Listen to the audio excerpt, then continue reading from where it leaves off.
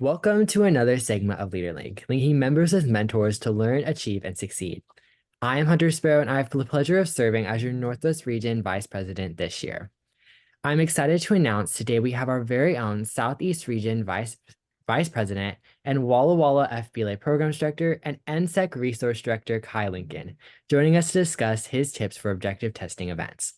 Before we get started diving deep into that topic, can you please tell us about yourself and why you joined FBLA?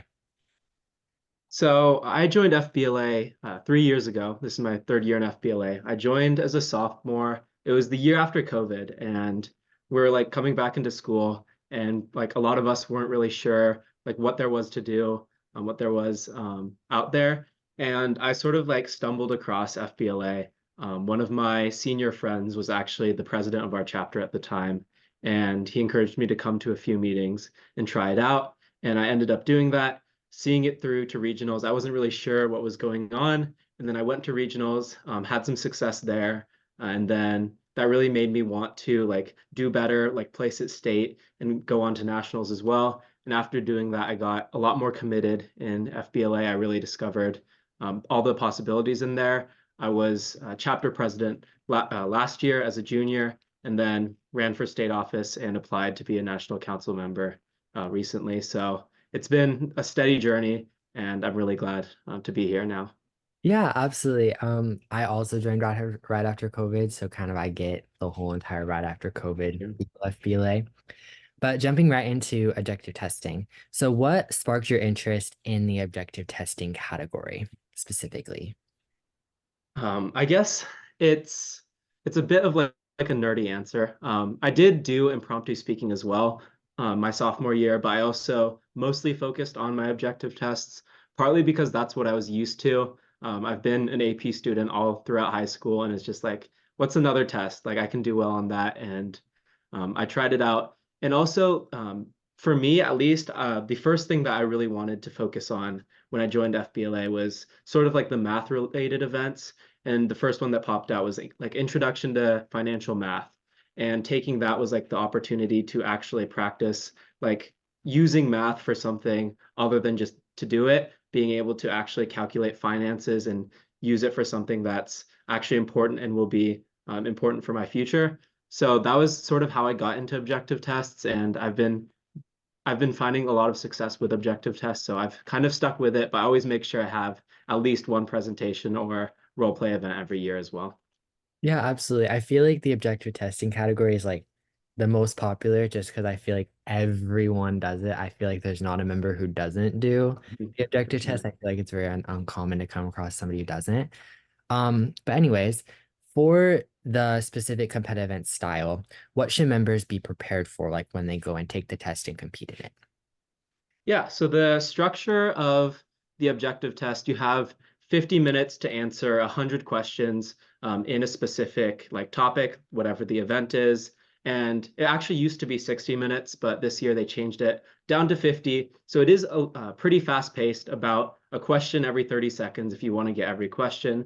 It really depends on the test though. Some of them, like business communication, like the questions are a little bit more straightforward, so it's going to be a lot easier. You can pace yourself a little bit more. Whereas some tests, especially like business calculations, in my experience, some of the questions take a lot more than 30 seconds. So the easier questions you want to speed through and really focus on like putting your time into the longer ones.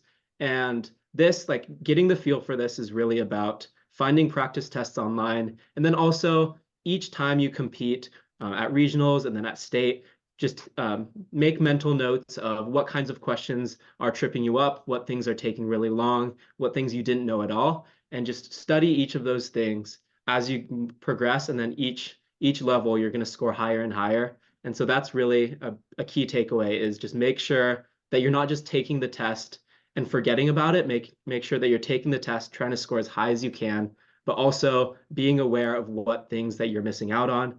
And then the last thing is really watch out for the specific objective test competencies. You can find that on the national guidelines.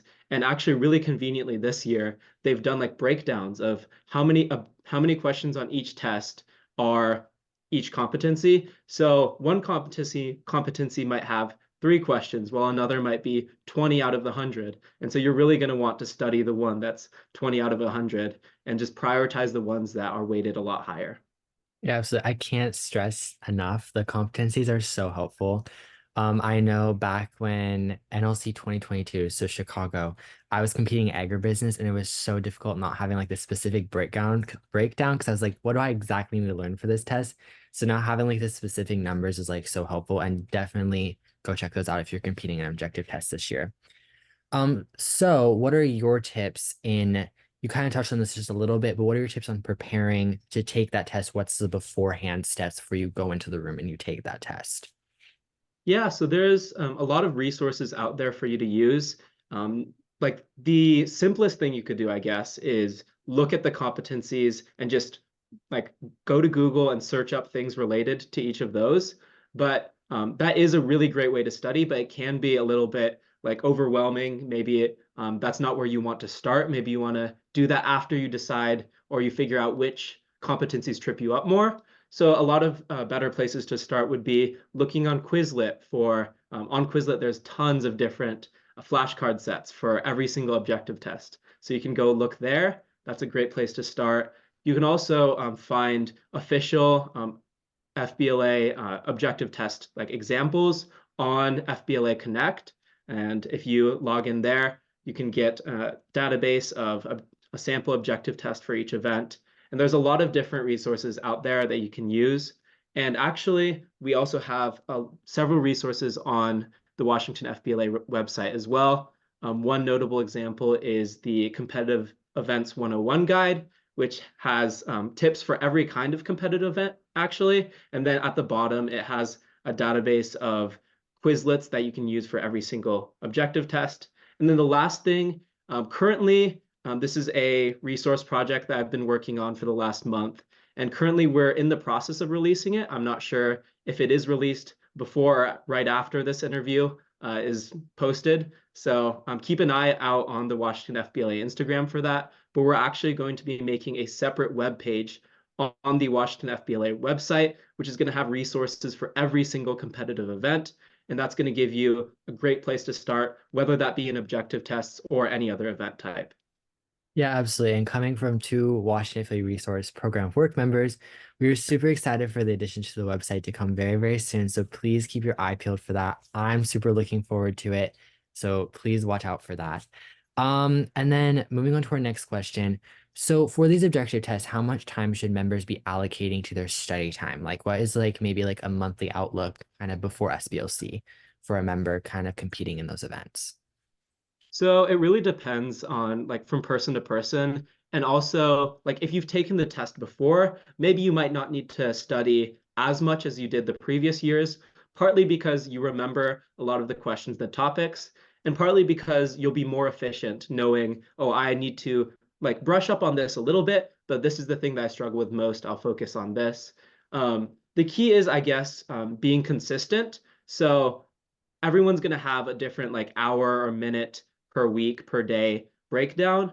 But what you don't want to do is just cram like the night before the objective test or even the week of the objective test. That's a little bit like too close. And even if you do well, like there's competitions afterwards as well. And the longer and more spread out your studying is, the less you'll have to relearn every time. So it's a good idea to, however much time you want to do, try to make sure you're doing a consistent amount, not necessarily every day, but if you can, that's a great idea. But at least every couple of days, maybe you're putting in 30 minutes of studying every 2 days, or you're doing like an hour every 3 or 4 days. But make sure that you're keep doing studying on a consistent basis and do a combination of learning and relearning. So you might focus on a specific topic one week, and then the next week you do like a fourth of your time is spent just brushing up on that topic, making sure you can still do it really fast, you remember everything, and then the other 3/4 of your time you're working on a new project or a new topic, and then you keep repeating that, and eventually you should have gone through all the major competencies, and you just keep studying everything over and over, and that's just going to make your testing faster and faster. So if there's like a question that trips you up, that maybe there's one or two questions that didn't show up in your studying at all, but if you've done everything else and you can get through the other questions quicker, you can spend a little bit more time on the questions you have no idea for, and maybe that'll just help you rule out a few more answers and hopefully land on the right answer. Yeah, absolutely. And also, what I've noticed in objective testing that is really helpful is if you are stuck on like a hard question, you can mark it for review and then For return sure. back to it. I highly recommend doing that. Mhm. It's so much helpful because it helps kind of conserve time of just putting like maybe like the three or four that are like really struggling you instead of just dwelling on it, move forward and then just come back to it and maybe going through all the other questions. Maybe you'll get your information from somewhere throughout the test. And you Uh, can also do that with like a little bit of guessing as well. Like you yeah. skim through a question, you're like, it might be this, but I'm not sure. So you click an answer, you bookmark it, and then you go through the entire test. Mhm. Sometimes a later question might help you get the answer to a Yeah. previous one, or maybe you just got into the groove and then you look back at the other question, you're like, oh, wait, I remember how to do that. So even if you didn't skip it completely and you put a guess in, if you're not 100% sure or you're a little bit worried about it, it's always a great idea to mark it for review. Yeah, absolutely. And then, where is the best place, like when you are going out and studying, like when you're going on Google, like what are you typing in the search bar to find these resources? Like, where's your go-to resource for objective tests? So yeah, especially when I started out, like a lot of my focus has been like bringing all the resources on the web together because it can be really hard, especially for like newer members in FBLA to find the specific things they need. Um, for me, I always try to start with refreshing on a official practice test if I can find one. FBLA Connect, as I mentioned before, a great place to find those. We'll also be linking them in our Washington FBLA webpage as well. So that's another place that you'll be able to access them. But starting with a practice test, going through, answering all the questions, and then as I grade myself on the questions, and I notice, oh, I missed this one, or maybe you got the question right, but you like struggled a bit, you took too much time, or you were unsure. You mark those questions down, and then you look up topics related to it. So that can be like two of the objective tests I've taken. So for business calculations, where you're doing a lot of math, it might be a like term or a like calculation method like LIFO or FIFO, where you have to actually look up what is the equation, and then you practice doing that. Or for like organizational leadership, where it's a term or it's a family of term. It could be leadership types, or it could be a specific like action or phenomenon in leadership, and you look up like X and Y leadership. What are those two things mean? And then as you're looking things up, maybe you're browsing through different web pages, things might pop up that are related to it. And maybe it wasn't a direct question that you've already seen, but it doesn't hurt to like click on the other web page or look at another term and study that. I've had several instances, especially in organizational leadership, where I was studying one term that I knew was going to be on the test, and then I wouldn't say distracted, but I looked at another web page, found another term, and then it turned out, like to my surprise, that on the actual objective test, when I took it for regionals, it was there, and I was like, oh, I'm really grateful that I wasn't just focusing on the things that like I immediately knew. I also looked a little bit beyond that as well. Yeah, absolutely. And I feel like another good thing that I've learned by doing objective tests for like case study events, like hospitality event management, a big one is if you go on Quizlet and you find like an 1,000 question, Hmm. do Yeah. not be intimidated in taking the 1,000 question Quizlet and breaking into like 100 question chunks because Hmm. that's really going to help you learn. That's what I've learned this year. And So that's another place where like consistent studying, doing a little bit every day or every other day is going to help you not only break it up, but also review the other flashcards that you've already looked at. yeah, absolutely. So finally, lastly for fun, what is your favorite food and why? Um, I think it would just have to be sushi. It's what I grew up with. I remember my mom told me this, she tells me this funny story all the time. But as a kid, like when I was like a couple years old, and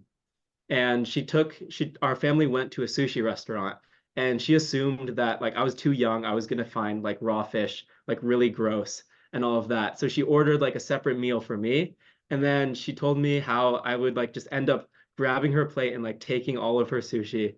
And I guess it started then, but ever since then, I really love sushi. Whenever I can get it, that's definitely my go-to. Yeah, I would say my go-to is definitely Italian of like any kind. That Mainly would like be my second choice. pasta.